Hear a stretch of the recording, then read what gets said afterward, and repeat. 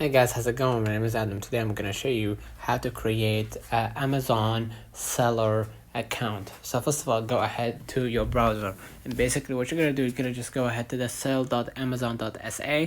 all right, and basically right here you can create account as a seller on Amazon, right? So as you can see, it's in Arabic. Let me translate it to English, right? Let me change the language from here.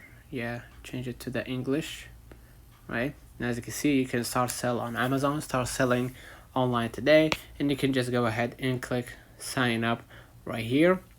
Okay, and what you're gonna do, just go ahead and enter your email and phone number, and then enter the Amazon password, continue next, and follow along the on-screen instructions of Amazon seller account. And now you're gonna start your journey as a seller on Amazon. So let me know in the comments if this video helped you. Don't forget to like and subscribe, turn on the notification bell to receive every video we upload. Thank you for watching. See you in the next one.